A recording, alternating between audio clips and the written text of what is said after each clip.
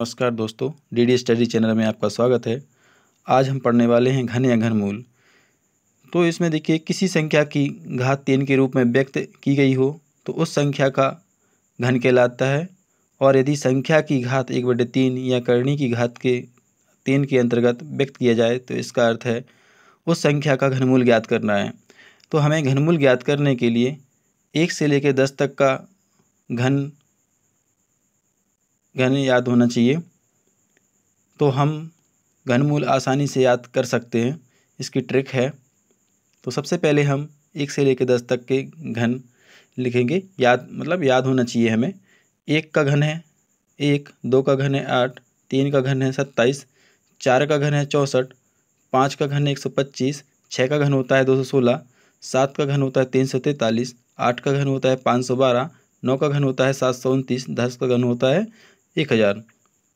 अब इसमें मान लीजिए आपको 1728 का घनमूल ज्ञात करना है, मतलब इसकी करनी घात कितनी है, 1/3 है। तो इसमें देखिए लास्ट में कितना आ रहा है हमारा। पहले हम राइट हैंड साइड से 3 के जोड़े बना लेंगे। तो इसमें एक जोड़ा बन गया, ये 728 का एक बचा है इसमें। तो देखिए 728 की लास्ट डिजिट आपकी 8 है। तो हमें देखना है किसके घन में 8 आ रहा है। तो 2 के घन में 8 आ रहा है, 2 के घन में 8 आ रहा है, तो यहाँ पर मैंने 2 लिख दिया। अब बचा कितना, 1 है।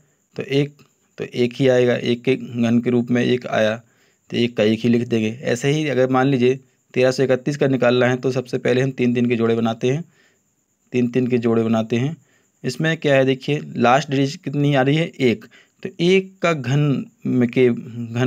घन बराबर कितना होता है, 1। तो इसका हम 1 लिख देंगे, और लास्ट में 1 है तो 1 का 1 ही लिख दिया। ऐसे ही इसमें ज्ञात करेंगे 4096 में। तो इसमें हम लास्ट से 3 के जोड़े बनाएंगे। तो लास्ट डिजिट कितनी, 6। तो किसके घन में 6 आता है, तो 6 के घन में ही लास्ट में 6 आता है। तो मैंने 6 के घन का 6 लिख दिया। अब लास्ट में कितना बचा, 4। तो 4 किसके घन के बराबर में आ रहा है, तो 4, 1 का घन कितना होता है, 1, 2 दूनी 4 दूनी 8 आ रहा है। मतलब इसका 2 के में अगर हम घन करेंगे तो ये ज़्यादा हो रहा है। इसका मतलब है हमें कितना लिख सकते हैं, हम इसकी जगह पर 1 आ सकता है, यानी कि इसका घनमूल आ जाएगा 16। मतलब क्या है कि जो बाद में हम जो तुलना करेंगे इस अंक की, उसका मतलब है कि इसके घन के कम तो चल सकता है, लेकिन इससे ज़्यादा नहीं होना चाहिए। जो घन हम निकालते हैं, तो जैसे 1 का घन मैंने 3 किया है, 1 का घन मतलब बराबर 1 हुआ है, 3 नहीं, सॉरी 1 हुआ है।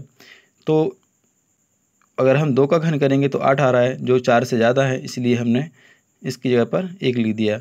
मतलब इसका कितना आ गया, घनमूल 16 आ गया। तो दोस्तों, आप लोगों को ये ट्रिक अच्छी लगी होगी, समझ में आया होगा। तो इस चैनल को सब्सक्राइब कीजिए, लाइक कीजिए और शेयर कीजिए। धन्यवाद।